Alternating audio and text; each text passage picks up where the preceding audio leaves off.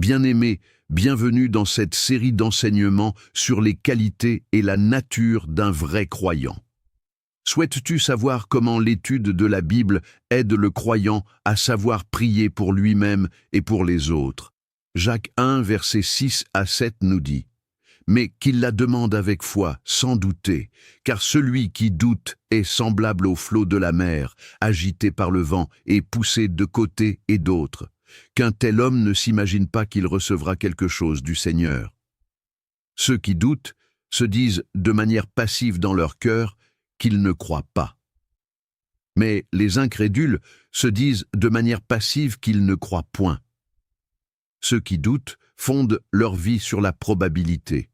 Il leur manque la confiance en soi, car ils n'ont aucune confiance en l'Éternel, et quand ils parlent de leur espérance, il n'y a aucune substance dans cette espérance. Quant aux incrédules, à force d'être sceptiques, ils deviennent des douteux maladifs. Ils ne cherchent que les connaissances partout, mais jamais la vérité qui vient de la parole de Dieu. À cause de cela, toute personne peut les séduire à croire et à s'attacher aux messages faussement enseignés, sans parvenir à s'attacher à la vérité fondamentale. L'objectif principal de l'incrédulité est de voler et de violer le repos que l'Éternel donne et d'invalider le repos que la personne recherche auprès de l'Éternel. L'incrédulité, c'est la manière persistante et répétitive de méditer, d'approfondir et d'élargir le champ de ses doutes relatifs aux connaissances spirituelles. Une telle personne aura plusieurs manquements, moraux, professionnels, relationnels, dans sa vie. Elle manquera de paix, de joie, de grâce, de possibilités, pas à cause de ses péchés, mais en raison de son incrédulité. Les incrédules ne croient point et c'est difficile pour eux de prier parce qu'ils ne croient en rien. Une personne incrédule extermine elle-même ses prières auprès de l'Éternel, car nous devons venir auprès de l'Éternel avec conviction. Parfois, les croyants prient et n'obtiennent aucune réponse de la part de l'Éternel parce qu'ils ont déjà leur plan dans leur cœur au cas où l'Éternel ne répond pas à leur prière. Ils se choisissent eux-mêmes la personne qui va accomplir ce qu'ils demandent et comment ils vont l'accomplir. C'est comme cela que beaucoup de croyants, par manque de confiance en l'Éternel, se corrompent et viennent présenter des résultats issus de leur manipulation et de leur plan charnel, comme si venant de Dieu, alors que ce n'est pas le cas. Certains donnent même un délai à l'Éternel pour réaliser ce qu'il demande.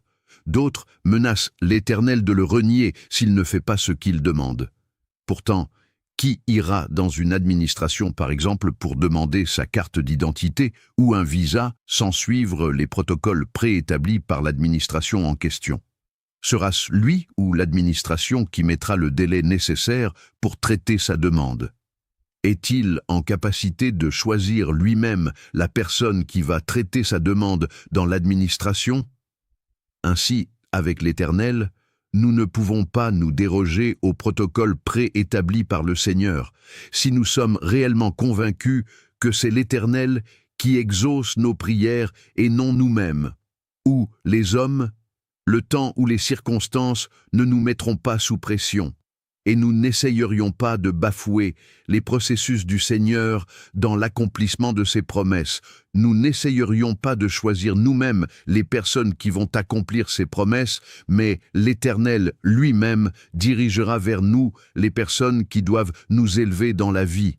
Car selon ce qui est écrit dans Proverbe 16, verset 7, quand l'Éternel approuve les voies d'un homme, il dispose favorablement à son égard même ses ennemis.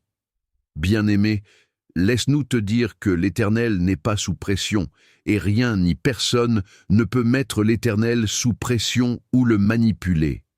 Alors, si tu es pour l'Éternel, la pression ne peut pas te conduire à trahir la justice de l'Éternel.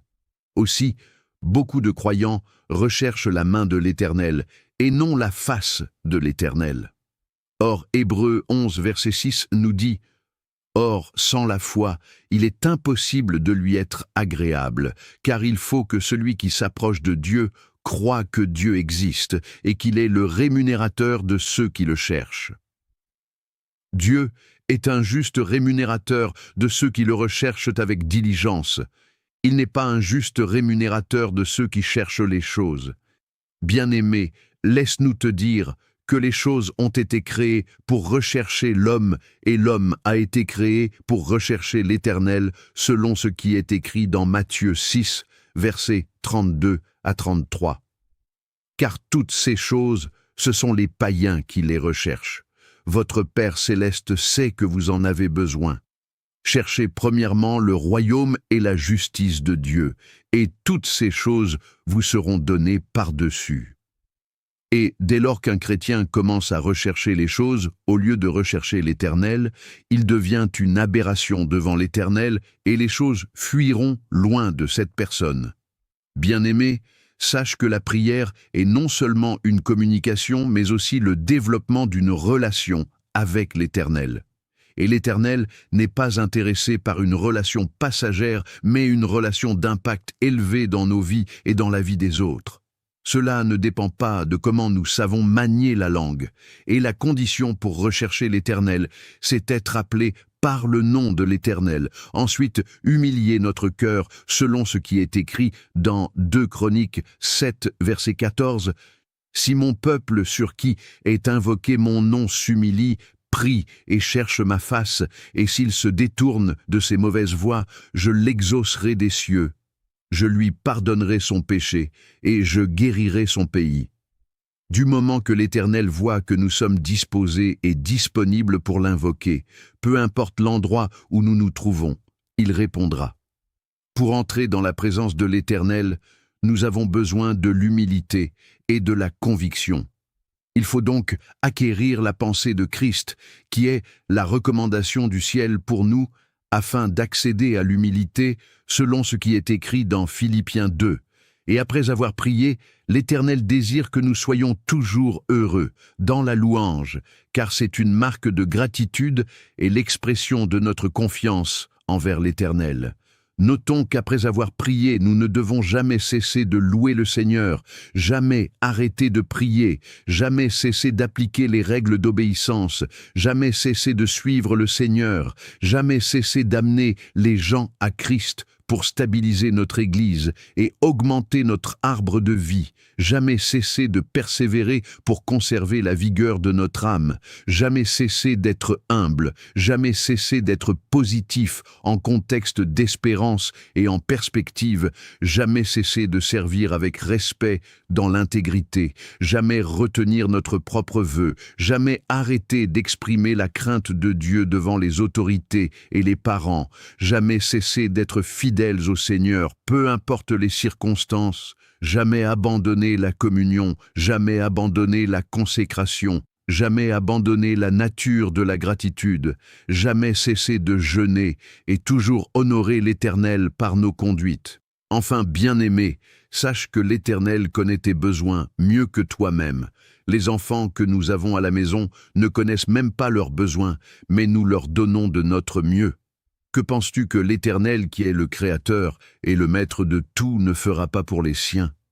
Bien-aimé, après avoir entendu ces choses, prends un instant pour te poser cette question. Ta relation avec l'Éternel est-elle basée sur une vraie confiance? Ou sur des plans que tu gardes en réserve au cas où Dieu ne répond pas? Écris ta réponse en commentaire. Nous allons continuer à approfondir ce sujet de la prière dans les prochains enseignements. Et si ce message t'a édifié, aime la vidéo, partage-la pour bénir quelqu'un et abonne-toi pour la suite.